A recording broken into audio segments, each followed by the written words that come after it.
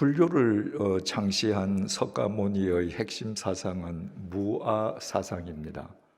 없설무, 나아.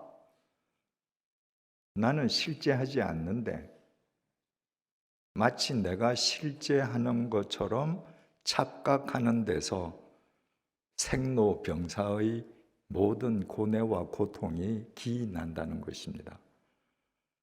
따라서 나는 무아, 있는 것처럼 보이지만 나는 실제하지 않는 존재라는 것을 깨닫는 것으로부터 생로병사의 모든 고통에서 벗어날 수 있다고 석가모니는 설파했습니다.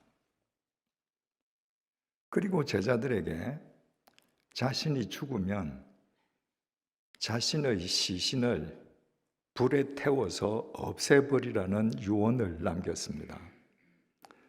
석가모니는 인생은 무아라는 것을 자신의 죽음을 통해서도 자신의 시신을 통해서도 제자들의 심령에 새겨주고 싶었던 것입니다. 자기의 시신을 태워서 재로 만들므로써 봐라, 아무것도 없지. 이것을 가르쳐주고 싶었던 것입니다. 그런데 정작 석가모니가 열반에 든 후에 제자들이 석가모니의 유언에 따라서 석가모니의 시신을 화장한 뒤에 무엇을 했는지 아십니까? 젓가락을 들고 재를 뒤지면서 사리를 찾았습니다. 스승은 자신의 죽음으로도 자신의 시신으로도 얘들아, 인생은 무야, 이걸 가르쳐 주기를 원했는데 제자들은 그 스승의 유언 앞에서도 유에 집착하고 있었던 것입니다. 그 이후로 2500년이 지난 오늘날까지 중이 죽으면 사리를 수습하는 전통은 사라지지 않았습니다. 고승이 죽을수록 사리가 많이 나오면 도의 경지가 더 깊었던 스님이라고 불자들은 더 존경합니다. 여러분, 스승은 무아라고, 인생은 무라고, 내 시체마저 태워서 없애라고 했는데 그 스승의 재 속에서 사리를 찾는 그 행위가 과연 석가모니의 가르침에 맞는 행위겠습니까? 맞지 않습니다. 그런데도 2500년이 지난 오늘날까지 사리 수습의 전통은 아무도 건드릴 수 없는 불교의 우상이 되어 있습니다. 만약에 오늘날 누군가가 자, 오늘 이 시간부터 불교에서 사리 수습 없애, 난리 날 겁니다. 무아를 가리킨 석가모니의 제자라고 하면서 죽은 시신 속에서도 유를 찾아 헤매는 그 제자들이 과연 석가모니의 참 제자가 될 수 있겠습니까? 인도에서 뭄바이에 있는 시바 신전 제2에 참석해 본 적이 있습니다. 재단 앞 밑바닥에 남자 생식기와 흡사한 모양의 검고 길고 큰 돌이 하나 박혀 있었습니다. 남자 생식기를 신성하게 숭배하는 힌두 교인들이 그 돌에 이마를 조아리고 경건하게 숭배를 했습니다. 그리고 가져온 제물인 우유와 물을 그 돌 위에다가 부었습니다. 자기가 우유와 물을 붓고 그 흘러내리는 우유나 물을 핥아서 자기 머리에서부터 발끝까지 정성스럽게 발랐습니다. 그걸로서 자기는 정결해진 겁니다. 힌두 사원은 전부 사람들이 신을 벗고 들어가야 합니다. 거기에서 그 돌멩이에게 그 예를 다해서 경배 예식을 행하던 힌두교인들 다 맨발로 들어왔죠. 그런데 그분들이 그 돌멩이에 부은 우유, 물, 자기네들 몸에 바른 우유들이 바닥에 떨어져서 그분들이 맨발로 짚고 가니까 밑바닥은 전부 다 먹물처럼 더러워져 있습니다. 그분들은 정결 여식을 행했다고 기분 좋게 나가는데 그분들의 발바닥은 들어올 때보다 더 더러워졌습니다. 저도 물론 신을 벗고 들어갔습니다. 어떤 형태의 제의를 행하는지 알지 못했기 때문에 구두만 벗고 양말을 벗지 않았습니다. 그 탓에 양말에 그 시커먼 우유 물이 다 젖었습니다. 밤에 호텔에 들어가서까지 그 역한 냄새가 사라지지 않았습니다. 비신우 신전에 들어갔을 때도 마찬가지였습니다. 제의의 모양만 달랐을 뿐 본질은 똑같았습니다. 힌두교에는 인류 최고의 서사시라고 일컬어지는 베다경이 있습니다. 그런데 제가 갔던 그 어느 신전에도 베다경을 낭독하거나 강독하지 않았습니다. 오직 있다면 전통이란 이름의 우상 숭배만 있었습니다. 여러분, 성경에도 이런 예가 있습니다. 이집트에서 400년 동안 노예살이하던 이스라엘 백성들은 오직 하나님의 은혜로 출애굽했습니다.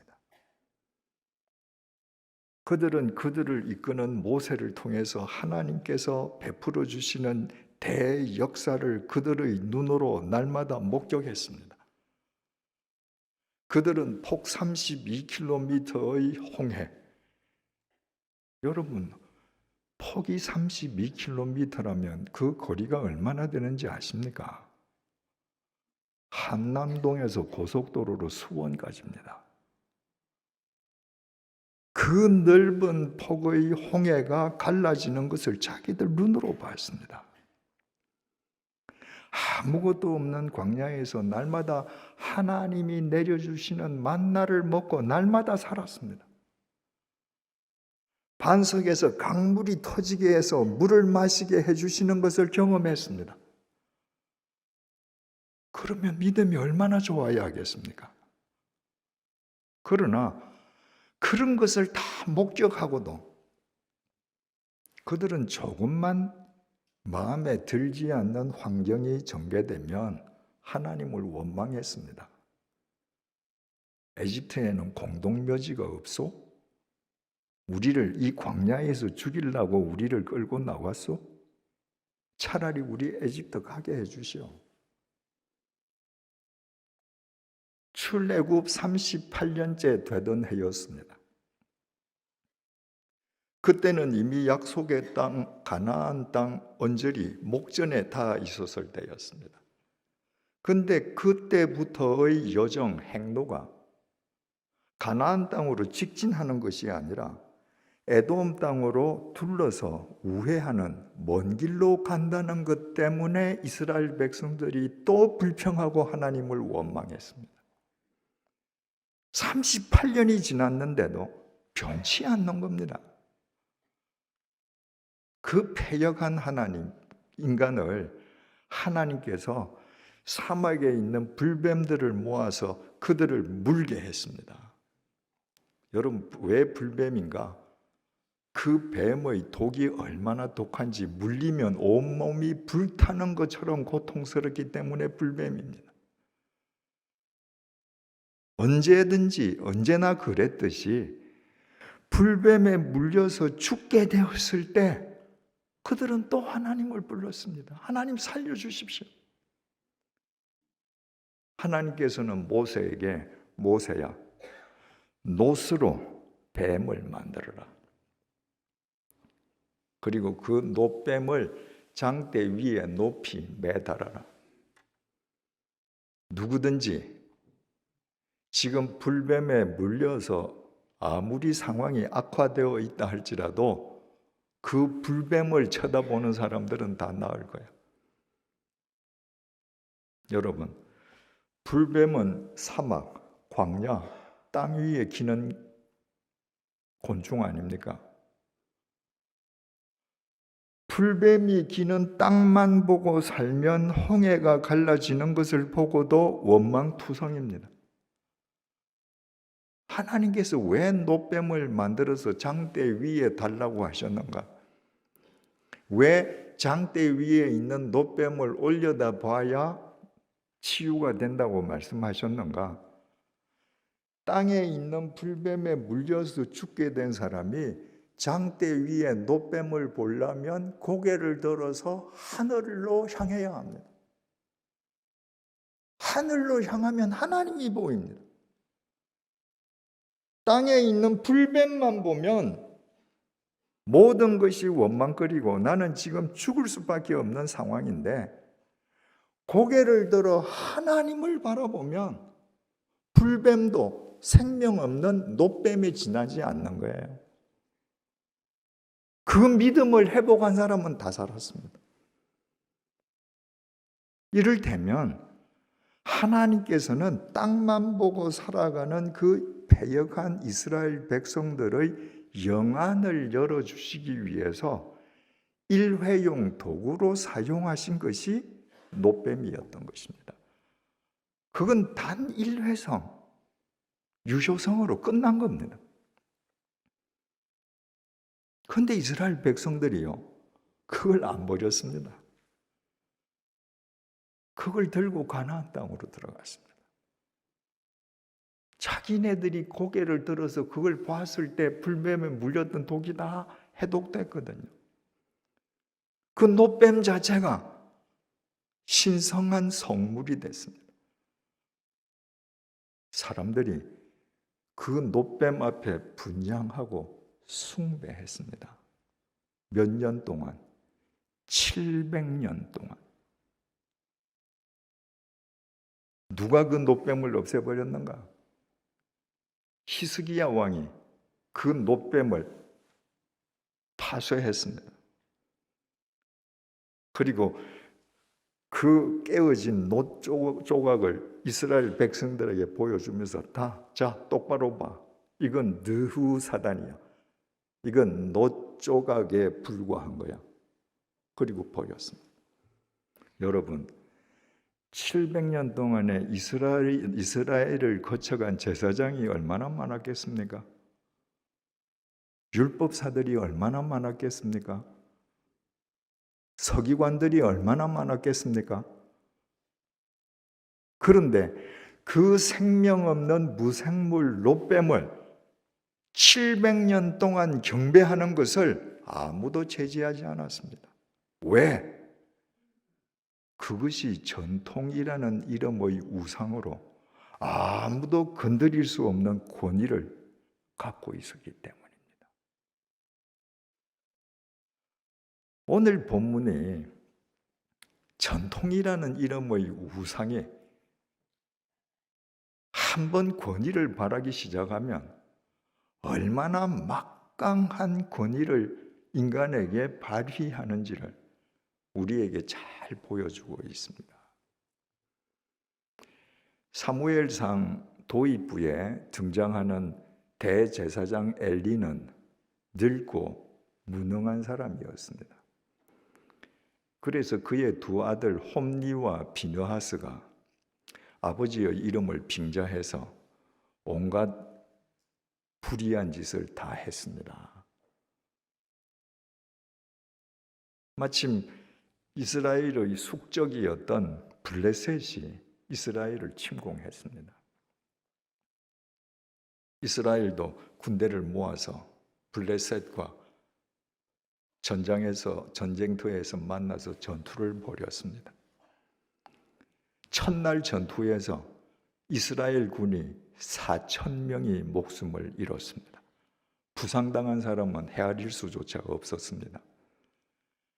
여러분, 하루 전투에서 4,000명이 죽었다. 참패죠. 내일 또 전투가 벌어질 텐데 이긴다는 보장이 없거든요. 또 참패하겠거든요. 그래서 이스라엘 지도자들이 실로라는 곳에 있는 성소 안에 안치되어 있는 법궤를 들고 오게 했습니다. 법궤는 여러분들이 잘 아시는 것처럼 하나님께서 모세에게 내려주신 십계명 두 돌판을 넣어둔 언약궤, 정거궤입니다. 이스라엘 사람들에게 있어서 그 법궤는 그 자체가 하나님의 상징이었습니다. 그런데 지금 전투에서 지니까 이스라엘 지도자들이 그 법궤 가져오라는 거예요. 하나님을 경외해서가 아니라 그 법궤를 부적으로 여긴 거예요. 저 부적만 우리 곁에 있으면 내일은 전세를 만회해서 반드시 이길 거야. 블레셋이 침공해서 전투가 벌어질 때 대제사장 엘리 제사장의 아들 홈니와 비느하스는 전투에 참여하지 않았습니다. 왜? 이길지 질지 모르거든요. 무섭거든요. 근데 전쟁터에서 연락이 온 겁니다. 실로에 있는 법궤를 가져오라고요. 아, 법궤. 법궤만 있으면 이스라엘이 백전백승할 수 있지. 그렇게 생각한 홈니와 비느하스가 자기네들이 법궤를 이송하는 책임자가 되어서 전쟁터로 나갔습니다. 이기는 영광은 자기네들이 받겠다는 거예요. 홈니와 비느하스가 법궤를 지금 이송해서 전쟁터로 가니까 온 이스라엘 군사들이 지축이 흔들릴 정도로 함성을 질렀습니다. 이제 이겼다는 거예요. 여러분, 하나님께서 당신의 언약궤를 한낱 부적으로 여기는 그 패역한 인간들을 가만히 두시겠습니까?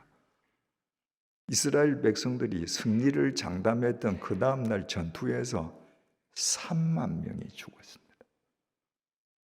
그 전날보다 더 큰 완패였습니다. 더 중요한 사실은요, 그 전투에서 하나님의 법궤를 탈취당한 겁니다. 그 와중에 승리를 장담하고 법궤를 메고 전쟁터로 나갔던 엘리 제사장 두 아들 홈니와 비느하스도 죽었습니다. 이스라엘 역사상 하나님의 법궤를 적군에게 탈취당한 최초의 수모였습니다. 그것이 얼마나 충격적인 일이었는지 전령으로부터 그 소식을 전해들은 엘리 대제사장은 충격으로 뒤로 넘어져서 목이 부러져서 즉사했습니다. 엘리 대제사장의 아들 비느하스의 아내, 엘리 대제사장의 며느리죠. 마침 그 순간에 그 며느리는 아이를 낳고 있었습니다. 아이를 낳다가 그 이야기를 듣고 그 며느리도 쇼크사했습니다.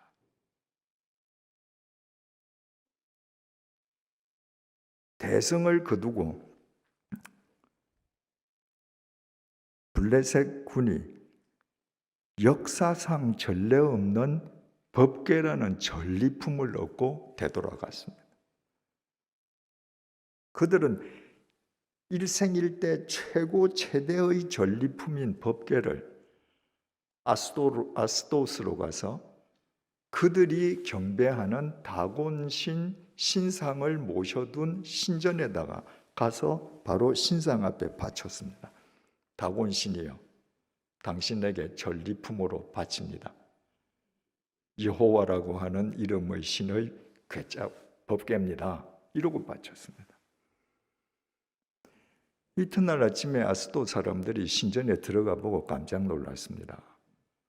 다곤 신상이 법궤를 향해서 엎드려 넘어져 있는 거예요. 자빠져 있는 거예요.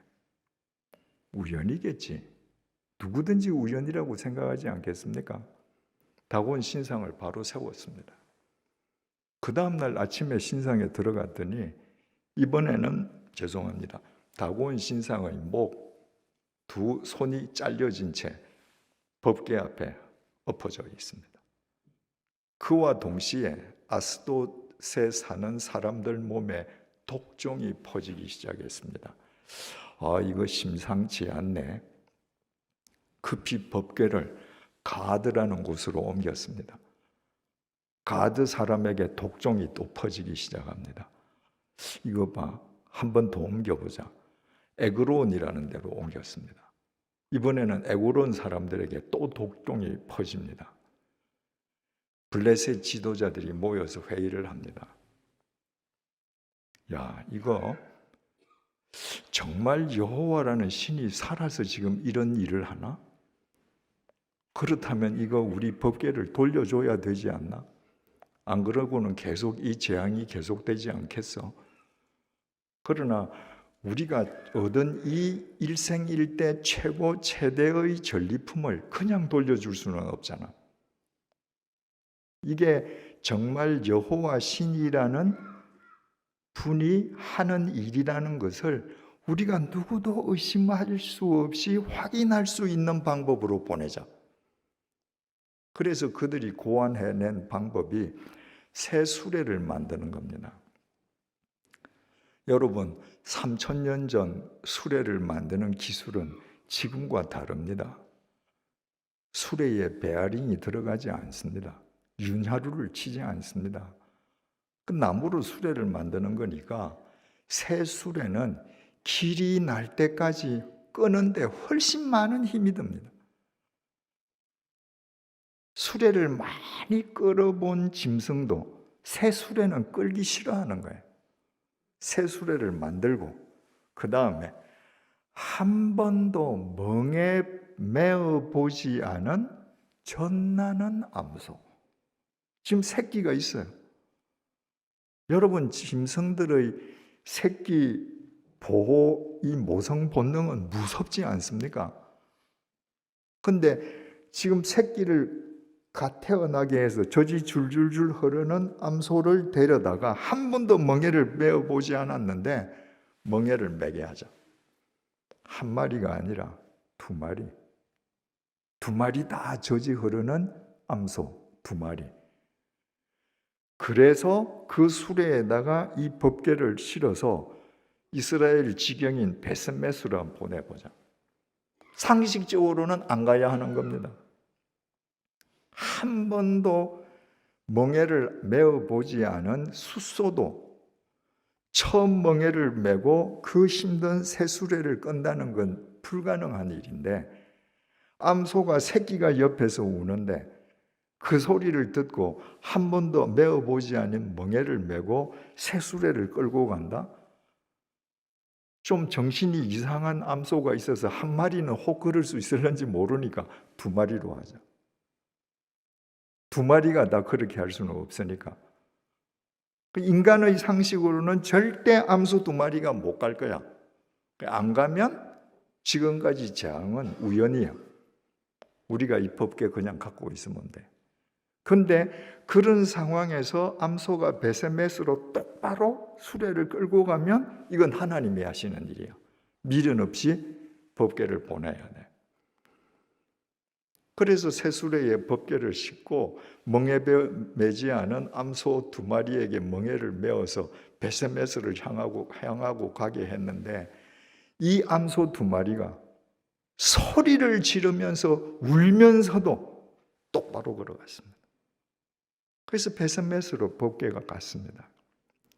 블레셋 사람들은 이제 깨끗하게 포기했습니다. 이제 우리 법궤는 있자. 생각지도 않게 하나님의 법궤가 자기 마을로 들어온 베세메스 사람들은 정말 기뻐했죠. 유대인들에게 있어서 법궤는 그야말로 하나님의 상징 그대로 아닙니까? 누구든지 법궤를 열어보면 죽는 거예요. 그 사람들 다 알고 있는 겁니다. 유대인이니까. 근데 그 법궤를 열어서 그 모세가 받은 그 두 돌판 너무너무 보고 싶은 거예요. 그래서 그것을 열었다가 많은 사람이 죽었습니다. 베세메스 사람들이 대경 실색을 했습니다. 놀라서 이거 우리 마을에 더 이상 두면 안 되겠다. 그래서 기럇 여아림이라는 마을로 법궤를 보냈습니다.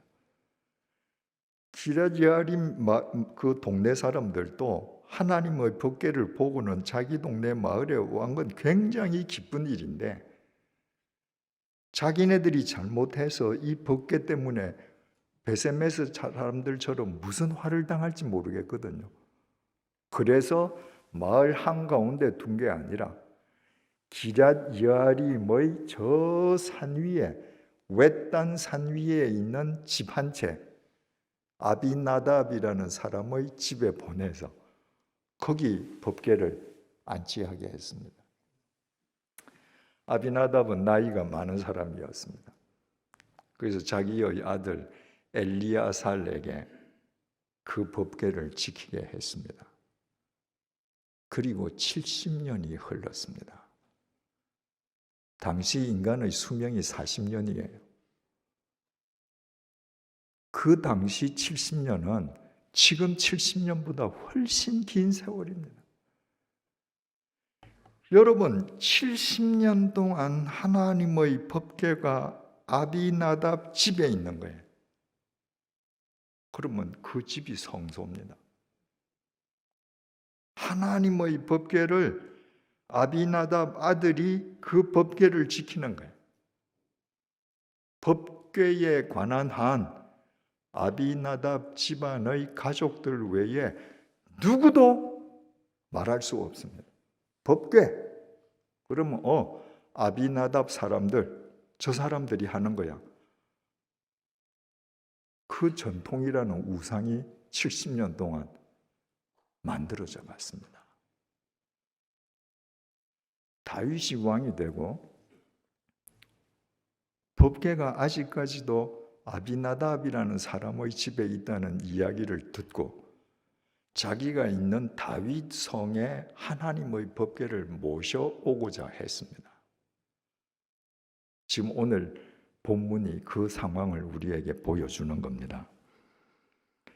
사무엘하 6장 1절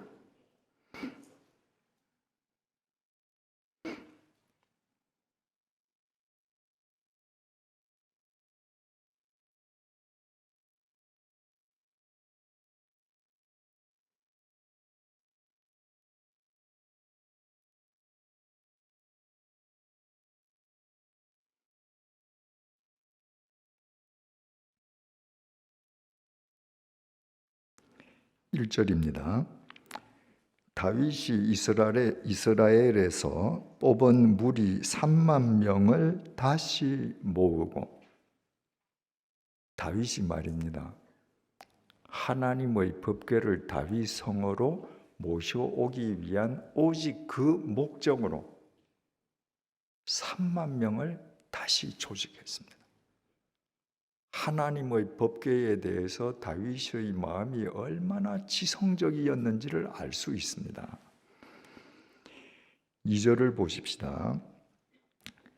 다윗이 일어나 자기와 함께 있는 모든 사람과 더불어 바알레 유다로 가서 이 바알레 유다는 기랏 여아림의 옛 이름입니다. 그러니까 기랏 여아림과 같은 동네죠.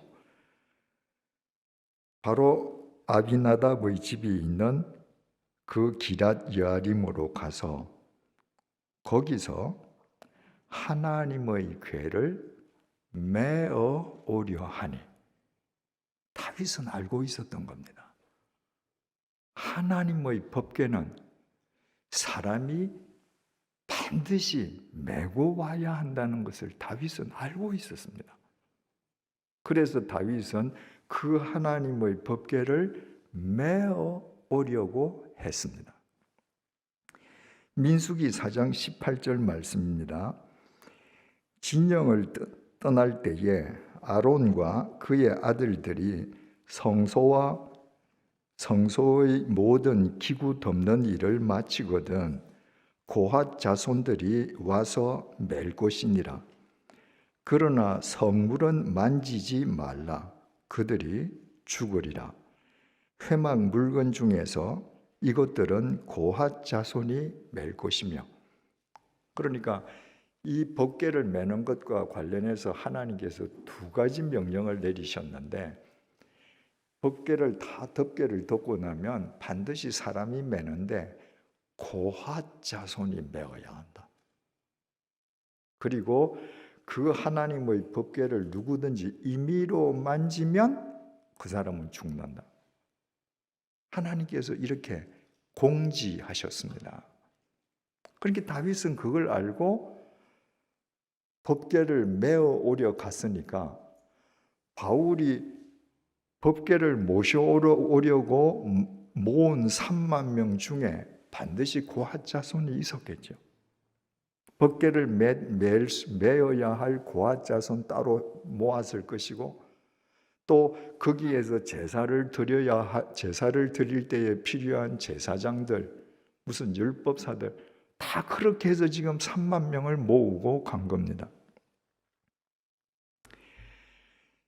2절 다시 볼게요. 다윗이 일어나 자기와 함께 있는 모든 사람과 더불어 바알레 유다로 가서 거기서 하나님의 궤를 메어 오려 하니, 그 궤는 그룹들 사이에 좌정하신 만군의 여호와의 이름으로 불리는 것이라.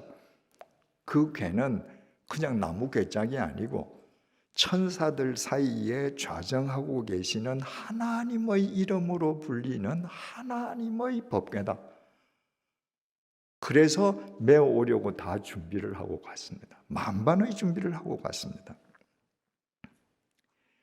3절입니다. 그들이 하나님의 궤를 새 수레에 싣고 산에 있는 아비나답의 집에서 나오는데, 여기에 그들이는 뒤에 있는 지금 바로 연결되어 나오는 아비나답의 아들 우사와 아효, 이 두 사람이 3절 주어 그들입니다. 아비나답의 아들 우사와 아효가 그 새 수레를 모으니라. 그러니까 70년 전에 하나님의 법궤가 아비나답 집에 들어갔을 때, 아비나답이 나이가 늙어서 자기 아들 엘리야살에게 법궤를 지키게 했습니다. 70년이 지났으니까 엘리야살도 죽었겠죠. 그러니까 이제는 엘리야살의 아들 아비나답의 손자 우사와 아효가 법궤를 책임지고 있는 거예요. 히브리 말로 아들을 가리키는 명사 베는 아들을 뜻하기도 하고 손자를 뜻하기도 합니다. 지금 다윗은 하나님의 법궤를 하나님의 명령에 따라서 메어 오기 위해서 3만 명이나 되는 사람을 데리고 만반의 준비를 하고 갔는데, 아비나답의 집에서 우사와 아효, 우사가 형이고 아효가 동생입니다.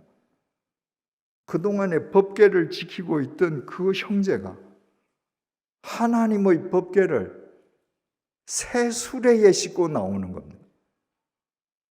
블레셋 사람들은 몰라서 새 수레에 실었고, 만약에 안다 할지라도 이게 정말 하나님이 내린 재앙인지를 확인하기 위해서 사람이 상상할 수 없는 방법을 취한 것이 세수레에 싣고 가는 거 아니었습니까? 우사와 아효는 유대인입니다. 하나님의 법을 알고 있습니다. 근데 이들이 하나님의 궤를 자기들 딴에는 정성 들인다고 헌수레가 아니라 새수레를 만들어서 그 새수레 위에 하나님의 궤를 떡 싣고 집에서 나오는 거예요.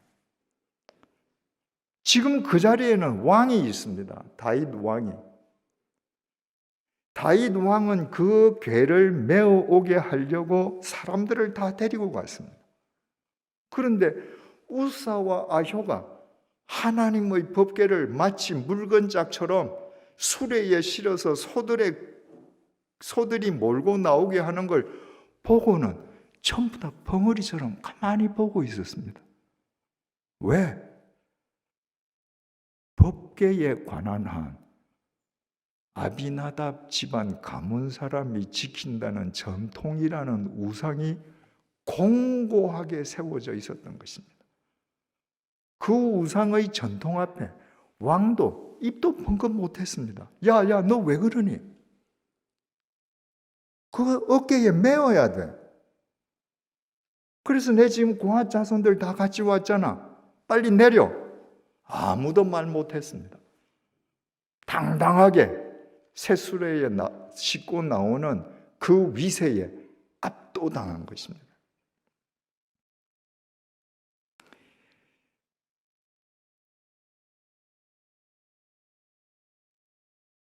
사절입니다. 그들이 산에 있는 아비나답의 집에서 하나님의 궤를 싣고 나올 때에 아효는 궤 앞에서 가고, 지금 하나님의 법궤를 실은 새 수레가 아비나답의 집에서 나오는데 동생 아효가 수레 앞에서 섰습니다. 그래서 소를 지금 몰고 인도를 합니다. 형 우사는 수레 뒤에 섰습니다. 수레 뒤에 서면 법궤가 어디 있습니까? 지금 자기 앞에 있어요. 그러니까 동생은 앞에서 소를 몰고 가니까 등 뒤에 있는 법궤를 못 보고, 형은 지금 앞에 법궤를 놓고 지금 이렇게 당당하게 지금 나오는 거예요.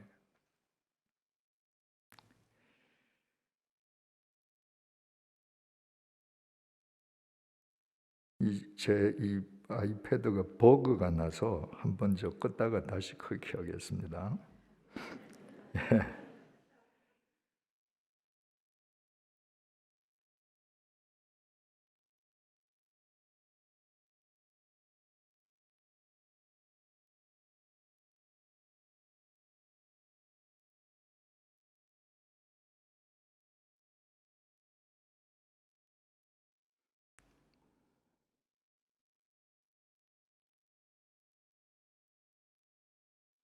자, 됐습니다. 이제 5절을 보시겠습니다.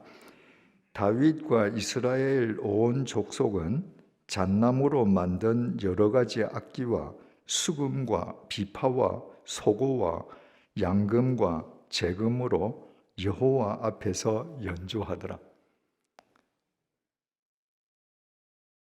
참 기가 막힌 일 아닙니까?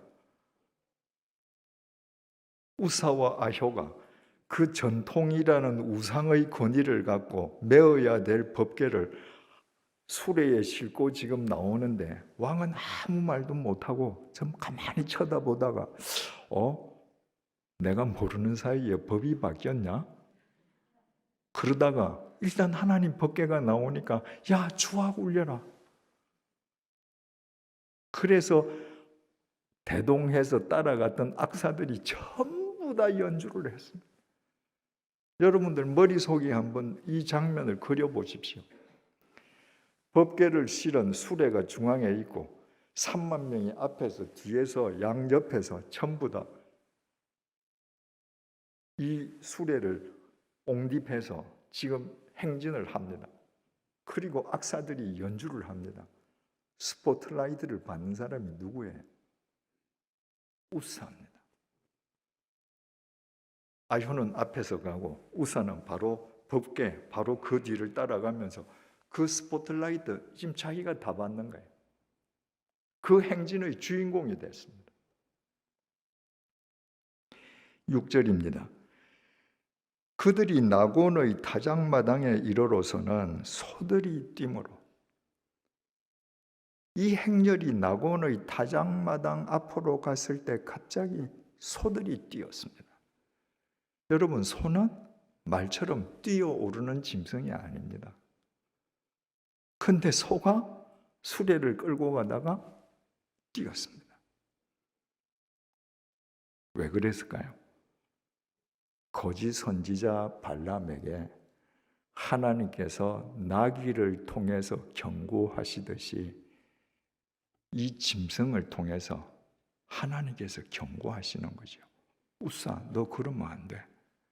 다윗아, 너 뭐하냐? 이거 아니야. 그래서 소가 뛰었습니다.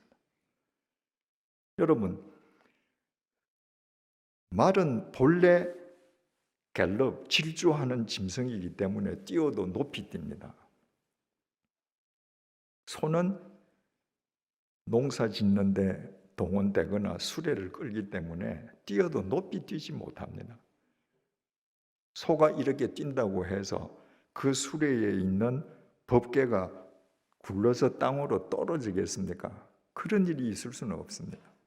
그런데 소가 이렇게 뛰니까요, 그 뒤에서 그날 행렬의 주인공으로 따라가던 우사가 어떻게 했는가? 6절을 다시 보시겠습니다. 우사가 손을 들어 하나님의 궤를 붙들었더니, 여기에서 붙들다라고 하는 이 히브리 동사는 아하즈라고 그러는데요, 이거는 반드시 자기의 소유를 표현할 때 붙드는 동작입니다.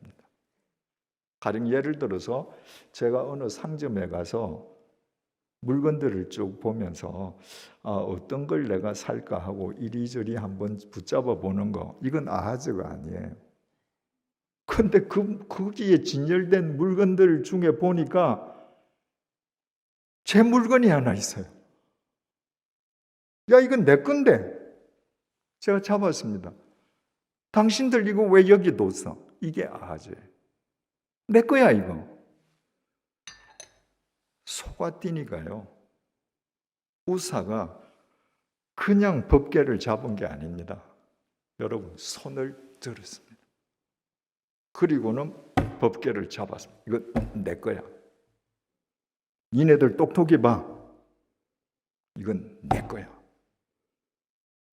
주인이 되어 있었던 것입니다. 7절입니다. 여호와 하나님이 우사가 잘못함으로 말미암아 진노하사 그를 그곳에서 치시니 그가 거기 하나님의 궤 곁에서 죽으니라. 마치 자기가 그 법궤의 주인인 것처럼 손을 들어서 법궤를 내 거야 하고 붙잡는 순간에 하나님께서 죽여버리셨습니다. 여러분, 옛날 수레는요, 높이가 땅에서 한 60cm 정도 됩니다. 바퀴는 원이니까 더 올라가도 높이는 한 60cm 돼요. 법궤는요, 길이가 114cm, 넓이가 68.4cm, 높이가 68.4cm입니다. 그러니까 수레 높이 60cm, 법궤 높이 68.4cm. 그러면 뒤에서 우사가 따라갈 때 지금 내려다보는 이 법궤는 땅에서부터 높이가 128cm밖에 안 되는 거예요. 130cm도 안 되는 거예요. 그러니까 우사는 하나님의 궤를 위에서 내려다보면서 마치 자기 소유물인 것처럼 손을 들어서 내 거야 이랬습니다. 그 순간에 하나님께서 치시니까요, 궤 옆에서 죽었습니다. 그리고 어떻게 됐겠어요? 땅바닥으로 꼬꾸러지죠. 지는 궤 위에서 내 거야 그랬는데 하나님은 아니야, 궤 옆에서 절명해서 땅바닥으로 궤 밑으로 떨어지게 하셨습니다. 8절입니다. 여호와께서 우사를 치심으로 다윗이 분하여 그곳을 베레스 우사라 부르니 그 이름이 오늘까지 이르니라. 여러분, 그 광경을 보고 다윗이 분했습니다. 뭐가 분했을까요? 첫째는 아히와 우사가 하나님의 법궤를 수레에 실어 나오는 그 엉뚱한 짓을 하는데도 그 권위에 억눌려서 말 한마디도 하지 못했던 자기 자신에 대해서 분노했고, 두 번째는 하나님의 법궤와 온 백성을 농락했던 우사에 대해서 분노했을 것입니다. 그래서 그 자리를 베레스 우사다. 베레스는 친다. 우사는 우사. 하나님께서 베레스를 치셨다. 이 말입니다. 바꾸어 말하면 아비나답 가문에서 법궤에 관한 한 아비나답 가문이 뭘 해도 그게 다 맞다는 전통이라는 이름의 우상을 하나님께서 치신 것입니다. 인간이 해결하지 못할 때 하나님께서 해결해 버리신 겁니다. 그 전통이라는 이름의 우상이 몇 년 만에 생겼느냐? 70년 만에 생긴 겁니다. 연동교회 역사는 127년입니다. 여러분, 70년의 약 2배에 해당합니다. 그러면 이 연동교회에는 하나님 말씀 위에 전통이란 이름의 우상을 놓고 다들 말하지 않고 그 권위에 압도당하고 있는 건 아닌가? 여러분 생각해 봐야 합니다. 여러분 스스로 베레스 우사 제거하지 않으면 언젠가는 하나님께서 베레스 우사 하십니다. 이 시간에는 범한국 교회적으로 반드시 제거해야 될 전통이란 이름의 우상에 대해 좀 더 깊이 생각해 보고자 합니다. 그것은 직분의 서열화, 직분의 계급화, 직분의 권력화란 전통의 우상입니다. 한국 장로교회 교인들은요, 거의 99.9%가 장로교회의 효시를 장 칼뱅으로 생각하고 있습니다. 16세기 스위스 제네바에서 개혁운동을 했던 장 칼뱅이 장로교회를 세웠다고 생각합니다. 장 칼뱅은 장로교회를 세운 적이 없습니다.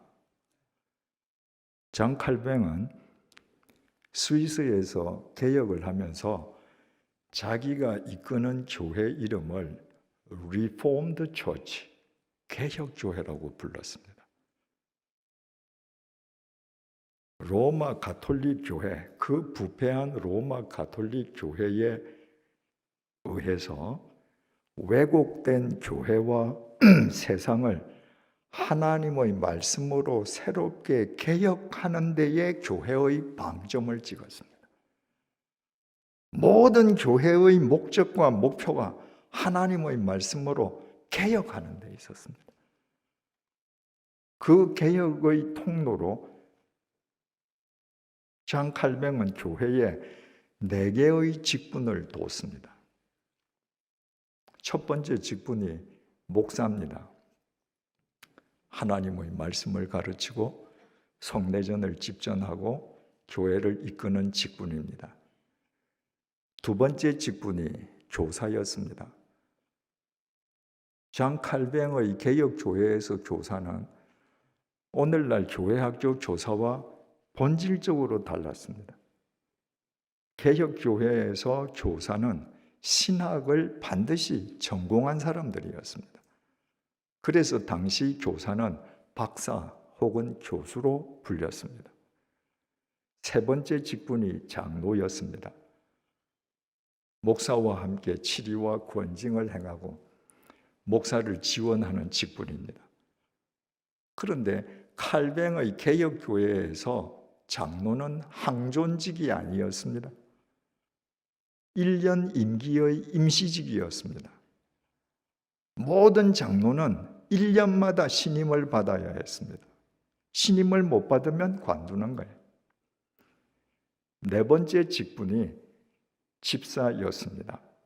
집사는 제네바 시에 소속되어 있는 병원, 복지시설, 그리고 교회에서 봉사하는 직분이었습니다. 장 칼뱅은 바로 이 네 개의 직분으로 교황 1인 체제의 독선과 오만에 맞서는 대의 체제를 만든 겁니다. 민주적인 대의 체제로 모든 교인들의 의사가 반영되도록 시스템을 만들었습니다.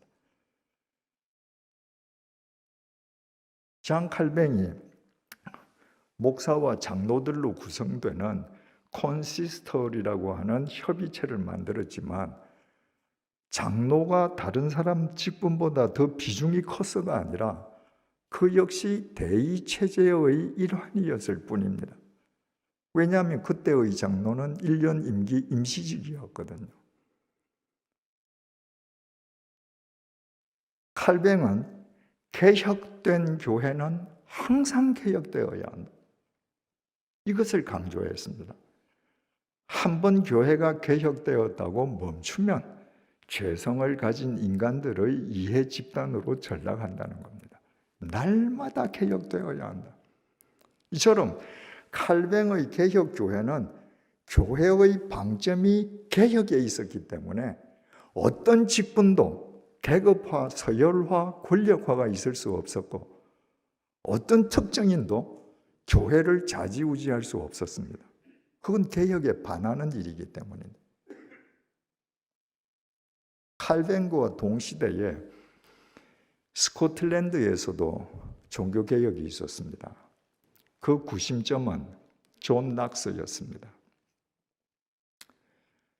메리 여왕이 즉위하고 개신교 신도들에 대한 대박해가 시작이 되자 존 낙스가 망명길에 올랐다가 스위스 제네바에 들러서 잠시 칼뱅 곁에서 개혁을 도왔습니다. 그리고 칼뱅의 개혁교회를 몸소 상세하게 배웠습니다. 그 후에 스코틀랜드로 돌아간 존 낙스는 그를 따르는 사람들과 함께 새로운 교회를 조직했습니다. 그러나 그가 배웠던 스위스에서 배웠던 칼뱅의 개혁교회와는 사뭇 달랐습니다. 칼뱅의 개혁교회는 목사, 교사, 장로, 집사 네 직분이 있었는데 칼뱅은 이 네 직분 가운데에서 교사를 빼버렸습니다. 목사, 장로, 집사 세 직분만 뒀습니다. 목사도 장로거든요. 장로들 중에서 가르치는 장로가 목사예요. 그러니까 가르치는 장로, 목사, 장로, 집사 실은 두 개의 직분밖에 없는 것이죠. 그리고 그 교회의 이름을 프레스비테리언 처치, 장로교회라 했습니다. 장로교회란 이름은 결코 칼뱅이 만든 게 아닙니다. 존 낙스가 장로교회라고 명명했습니다. 그리고 이 존 낙스의 장로교회가 대서양을 건너서 미국으로 건너갔고 그 장로교회가 태평양을 건너서 한국으로 진출했습니다. 그러니까 장로교회의 효시는 장 칼뱅이 아니고 존 낙스입니다. 그런데 칼뱅의 개혁교회는 교회의 방점을 개혁에 두었기 때문에 무엇을 해도 교회가 부패되기 어려웠지만 존 낙서의 장로교회는 처음부터 방점을 장로에 줬습니다. 교회의 가장 큰 비중을 장로에 뒀습니다. 처음부터 인적 타락의 가능성을 내포하고 시작된 겁니다. 그리고 장로교회 하다 보니까 일반 사회인과의 접점이 전혀 없었습니다. 여러분, 우리는 장로교회 교인이니까 장로교회 조금 더 이상하지 않죠?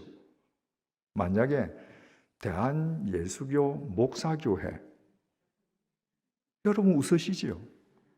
그런 교회가 있을 수 있습니까? 만약에 대한예수교 목사교회 하면 그게 시사하는 바가 뭐예요? 목사 우리끼리 다 할게. 다른 사람 끼어들 생각하지 마. 그 얘기 아닙니까? 대한예수교 권사교회 있을 수 있겠습니까? 대한예수교 집사교회 있을 수 없죠? 스코틀랜드 사람들이요, 장로교회? 장로라는 비중을 절대 내세우는 장로교회 받아들이기 어렵죠. 그래서 스코틀랜드에서 장로교회는 거의 소멸되었습니다. 미국도 마찬가지였습니다. 미국 사람들은 어떤 사람인가요? 자유를 찾아서 목숨을 걸고 대서양을 건넜던 사람들입니다. 내가 교회에 가는데 장로라는 직분을 절대시해서 장로교회라고 한다. 자유분방한 미국 사람이 누가 장로교회에 가겠습니까? 그래서 미국 장로교회는 처음부터 군소교단이었습니다. 북장로교회, 남장로교회가 있다가 서로 교세가 약해지니까 서로 합쳤습니다. 그리고 이 장로교회가 갖는 한계를 극복하기 위해서 장로를 20대 대표도 장로가 되고 30대 대표도 장로가 되고 장로를 직능 대표제로 바꿨습니다. 그럼에도 불구하고 미국 연합 장로교 PCUSA, 그 PCUSA 안에는 미국에 있는 한인교인들 가운데에 한국인들끼리 만든 한국인 노회가 아니라 나는 미국 장로교회 총회에 들어갈래 해서 가입한 한인 교회들까지 다 포함되어서 PCUSA인데 작년 교인 숫자가 총 교인 숫자가 124만 명입니다. 자, 한국에서 예수교 당로교 통합측 250만 명, 합동측 250만 명, 두 교단만 해도 500만 명이죠.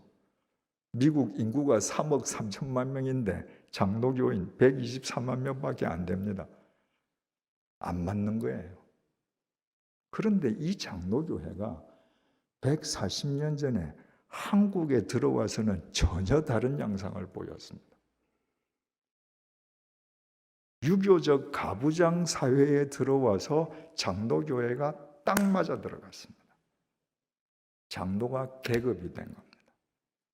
서열이 된 거예요.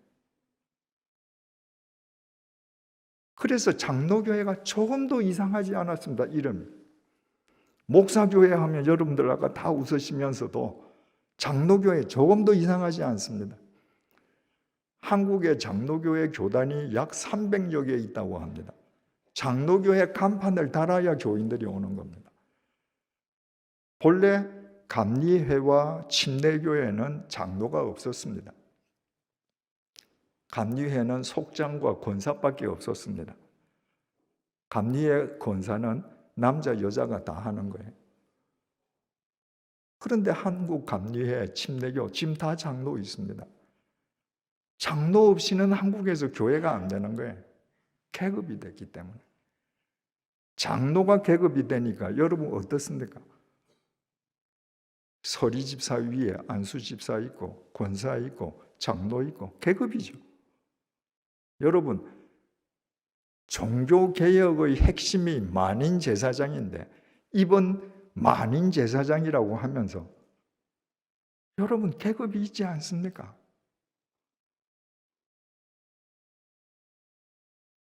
장로 중에서 가리키는 장로가 목사예요. 권진과 치리하는 장로, 누가 헤게모니를 장악할 것인가? 교회마다 분쟁이 있지 않습니까? 장로들 사이에 다툼이 있지 않습니까? 왜? 계급이고 서열이고 권력이라서 그렇습니다. 장로가 계급이다 보니까 지금 통합측에서는 여자에게도 장로를 다 장로직을 주지만 그 주기 전에 남자에게 장로라는 최고의 계급이 있는데 여자에게도 최고의 계급이 필요하단 말이죠. 그래서 세계에서 유일하게 한국 교회만 있는 여자 권사직이 생겼습니다. 아까 말씀드린 감리교 권사하고 다른 거예요. 이건 여자만 하는 최고 계급인 거예요. 여러분, 왜 장로 안수집사 투표를 하는데 은연중에 혹은 공개적으로 왜 선거운동합니까? 선거운동에서 뽑히는 장로 안수집사가 정말 예수가 말하는 종이 될 수 있습니까? 그런데도 선거운동합니다. 왜? 계급이니까요. 권력이니까요. 교회 직분이 계급이고 권력이기 때문에 아무에게나 이거 줄 수 없습니다. 지분이 있는 사람에게만 이 직분을 줘야 돼요. 그래서 연동교회는 모르겠습니다만은 교회 중에는 당회에서 장로 후보를 아예 내는 교회들이 있죠. 첫 번째 조건이 뭡니까? 11조 내는가? 내 장로 되고 싶으면 봉투에 이름 써야 되는 거예요. 하나님한테 바치는 거 아니에요. 당회원들 보라고. 나 이렇게 11조 내요. 나중에 장로 후보 세울 때 나도 뽑아줘요. 여러분, 이것이 과연 교회인가? 직분의 계급화, 서열화, 권력화란 이 전통이라는 이름의 우상이 한국 교회를 압도하고 있는데 다윗 왕이 우사와 아효가 수레에 법궤를 싣고 나오는 것을 보고 꿀먹은 벙어리처럼 가만히 쳐다만 보았던 것처럼 아무도 말하지 않습니다. 문제라고 생각하면서 이 문제를 고칠 생각을 하지 않습니다. 이 전통이라는 우상의 권위가 너무 막강하거든요. 단언합니다. 직분이 계급이 된 교회, 직분이 서열화되고 권력이 된 교회는 절대로 성경이 말하는 주님의 교회가 아닙니다. 주님께서 공생애를 마치시고 이제 예루살렘에 올라가셔서 십자가에 못 박혀 돌아가시려고 지금 예루살렘으로 올라가십니다. 주님께서 제자들에게 3번이나 내가 예루살렘에 올라가면 대제사장들과 장로들과 서기관들에게 내가 모독당하고 십자가에 못 박혀 죽을 거야. 당신의 죽음을 3번 예고하셨습니다. 제자들은 귀담아 듣지 않았습니다. 예수님께서 그동안 보여주셨던 그 신통한 능력, 그 능력이면 예수님께서 이제 수도 예루살렘으로 올라가셔서 로마 제국을 물리치고 집권하신다고들 굳게 믿었습니다. 그래서 예수님께서 예루살렘에 십자가에 못 박혀 돌아가시려고 올라가는데 그 길 위에서 요한과 야고보 형제가 예수님께 은밀하게 나와서 청탁을 했습니다. 예수님, 예루살렘에 가면 우리 두 형제 예수님 오른편에 왼편에 앉게 해주세요. 집권하시면 중직을 달라는 겁니다. 나중에 다른 제자들이 그 두 사람이 예수님에게 청탁했다는 이야기를 들었습니다. 화가 났습니다. 누가복음 22장 14절을 보면 그들이 길에서 예수님은 지금 십자가에 못 박히시려고 지금 예루살렘으로 올라가는데 그 옆에서 제자들은 네가 더 높아? 내가 더 높지. 네가 더 커? 내가 더 크지. 계급싸움, 서열싸움, 권력싸움 했습니다. 그때 주님께서 하신 말씀이 마가복음에 기록되어 있습니다. 마가복음 10장 42절에서 45절인데 들어보십시오. 42절 예수께서 불러다가 이러시되 누구를 불렀습니까? 지금 서로 누가 높냐? 누가 더 크냐? 예수님 집권하시면 누가 더 높은 자리 올라가야 되냐? 그 다툼하는 제자들을 얘들아 이리 좀 오거라 부르셨습니다. 이방인의 집권자들이 그들을 임의로 주관하고 세상 지도자들이 너희들을 마음대로 다루지. 그 고관들이 그들에게 권세를 부리는 줄을 너희가 알거니와. 고관들이 너희들 함부로 대하는 거 너희들 알지? 알다라고 하는 헬라어 동사는 오이다인데 이 오이다라고 하는 동사는 보다, 호라오라는 동사에서 파생되었습니다. 너희들 지금 보고 있지? 저기 봐. 저 세상의 지도자들이 백성들 위해서 마음대로 군림하지. 왜 그래? 자기네들 계급이 높다고 생각하기 때문이야. 자기네들 권력이 크다고 생각하기 때문이야. 니네들 보고 있지 않니? 43절입니다. 너희 중에는 그렇지 않을지니. 얘들아, 너희가 내 제자라면 너희는 저렇게 하면 안 돼. 너희는 저렇게 하면 내 제자가 아니야.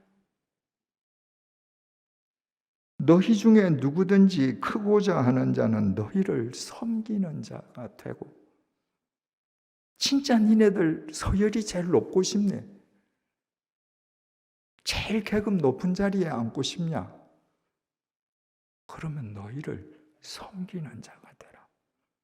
여러분, 한국교회에서 섬기다는 말이 타락했습니다. 섬기지 않고 섬긴다고 합니다.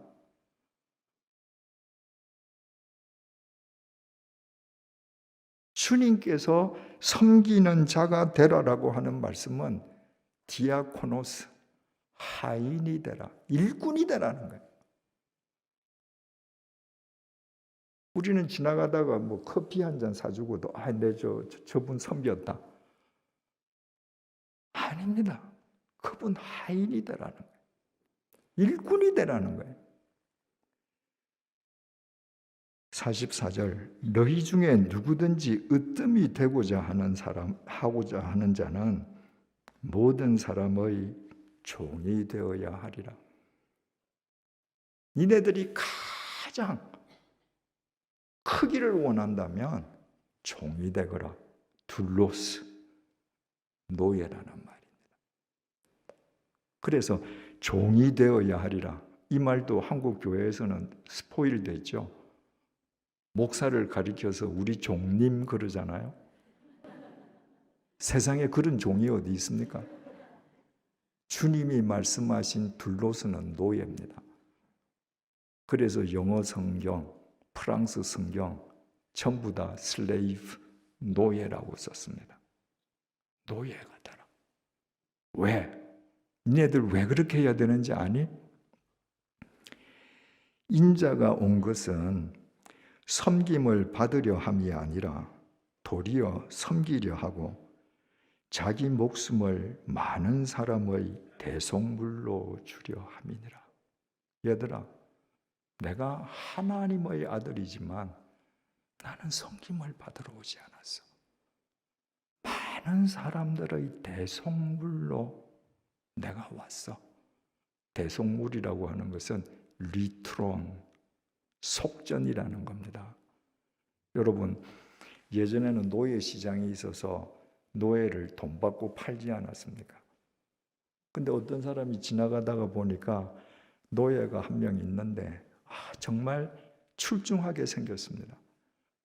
내가 저 노예를 잘 보살펴주면 좋은 인물이 될 것 같아요. 그러면 노예상에게 이 노예값 얼마야? 그럼 뭐 얼마입니다. 그러면 내가 줄게. 돈을 주면 이 노예는 프리, 자유합니다. 그럼 내가 가서 공부시켜줘요. 이런 일은 있었습니다. 그런데 여러분, 정말 볼품도 없고 온갖 나쁜 짓 다 한 노예가 지금 노예 시장에 서 있는데 노예 상인한테 여보게, 내가 제 대신해서 내가 평생 노예로 살게. 쟤 풀어줘라. 이런 사람이 있을 수 있을까요? 그분이 예수님이십니다. 그분이 우리가 죽어야 될 십자가에서 제물로 그분이 대신 죽으셨습니다. 그리고 네가 살라는 거예요. 얘들아, 내가 온 건 이것 때문에 왔어. 니네들이 내 제자들이라면 니네들 이렇게 계급 다툼하면 안 돼. 서열 다툼하면 안 돼. 서로 하인이 되거라. 서로 일꾼이 되어줘. 서로에게 노예가 되어줘라. 여러분, 지금 주님의 이 말씀에 비하면 권력화되고 서열화된 한국 교회 직분제가 바른 교회가 맞습니까? 요한복음 15장 포도나무 비유는 흔히 교회론에 비유됩니다. 예수님께서 말씀하셨습니다. 내 아버지는 농부시야. 난 포도나무야. 너희는 가지야. 너희가 내 안에 붙어 있으면 많은 열매를 맺고 나한테서 떨어져 나가면 말라서 버리워져 불타 없어진다. 그렇지 않습니까? 교회가 주님에게 붙어 있어야 생명의 열매가 거두어지지 않겠습니까? 그런데 여러분, 주님께서 언급하신 포도나무를 포함해서 하나님께서 창조하신 모든 나무들은 공통점을 갖고 있습니다. 땅에서 나무 줄기가 올라오죠. 그 줄기에서 첫 번째 나무 가지가 나옵니다. 첫 번째 나온 나무 가지는 세월이 흘러갈수록 그 나무에서 가장 오래되고 가장 강한 가지가 되는 거예요. 두 번째 나무 가지가 나오죠. 첫 번째 나무 가지가 야, 너 어디? 넌 내 밑으로 들어가. 내가 너 위야. 세 번째 나무 가지? 넌 내 밑으로 내려가. 여러분, 처음 나온 가지들이 내가 더 크고 강하다고 높은 나무 윗자리를 차지하면요, 그 나무는 먼저 나온 가지들의 무게 때문에 꺾어집니다. 세상의 조직들이 오래 안 가지요. 왜 다 꺾어집니까? 윗자리들 차지하려고 그러는 거예요. 그래서 다 꺾어집니다. 나무를 보십시오. 제일 먼저 나온 가지가, 크고 강한 가지가 아무리 세월이 흘러가도 제일 밑자리입니다. 그 그 다음 가지는 그 위에 나무에 항상 가장 늦게 나온 여린 가지가 제일 윗자리 좋은 자리에 있습니다. 예수님 말씀하고 똑같죠. 너희들이 정말 크고 강한 사람이 되기 원하냐? 하인이 되라. 나무는 그 말 지킵니다. 그래서 이 자연은 그렇게 아름답습니다. 강한 것들이, 큰 것들이 밑에서 디아코노스가 되는 겁니다. 내가 버텨줄게. 니네들 위에서 마음껏 놀아라. 태풍이 불어도 견디게 해주는 겁니다. 그게 교회입니다. 연동교회 역사 127년이 됐다고 했습니다. 한국 교회에 많은 좋은 영향을 미쳐왔습니다. 그럼에도 불구하고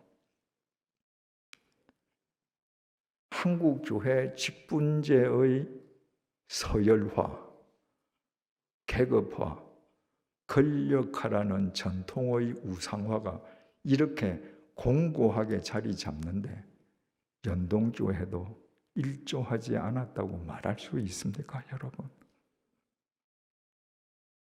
여러분, 이대로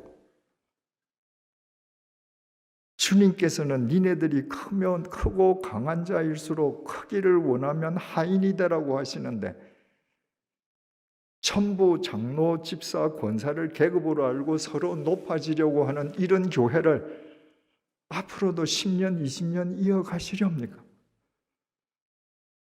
이제 이 우상 깨어야 되지 않겠습니까? 새로운 전통을 만들어 가야 되지 않겠습니까? 사랑하는 교우 여러분, 저는 올해 73살입니다. 제가 이 단위에서 여러분들과 만나서 이야기하는 것은 이번이 이제 마지막 아니겠습니까? 처음이자 마지막 아니겠습니까? 제가 사는 고창집 바로 앞집이 보살님 댁입니다. 불교에서는 우리 집사님을 보살님이라 그래요. 그 남편은 불교에서 또 보살님 남편은 처사님이라 그래요. 그 처사님이 며칠 전에 돌아가셨습니다. 그래서 제가 여기 집회 오기 전에 장례식장으로 보살님한테 조문을 갔습니다. 보살님이 그러셨습니다.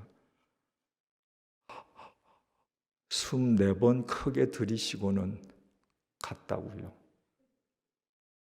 여러분, 죽음은 거창하지 않습니다.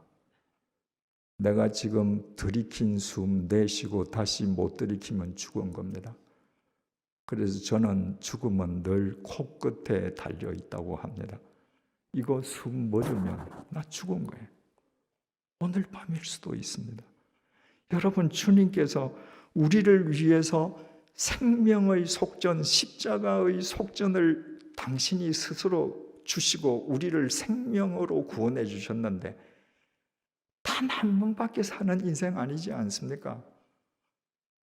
여러분, 우리 코끝에 생명이 있는 동안에 우리 진짜 예수쟁이로 살아야 되지 않겠습니까? 기도하겠습니다. 하나님 아버지, 우리 주위를 둘러봅니다. 하나님을 믿는다고 하면서 하나님 말씀 위에 올려두고 있는 전통이라는 우상이 참 많이 있습니다. 하나님, 700년이 지나서야 히스기야가 놋뱀을 깨트렸던 것처럼 우리 삶 속에서 깨트려야 할 놋뱀들을 미련 없이 깨트리게 해 주십시오. 우리가 속해 있는 교회가 세상의 조직이 아니라 주님께서 말씀하신 대로 니네들 크고 싶으냐? 하인이 되거라. 으뜸이 되고 싶으냐? 노예가 되거라. 왠지 알잖니? 내가 너희들 위해서 생명 주지 않았니? 이 주님 말씀 지키는 진짜 교회 되게 해주시고 우리 한 사람 한 사람이 우리가 속한 교회를 진짜 교회로 일구는 진짜 예수쟁이로 살다가 주님 부르시는 날 주님 품에 안기게 해 주십시오. 예수님 이름으로 기도드립니다. 아멘.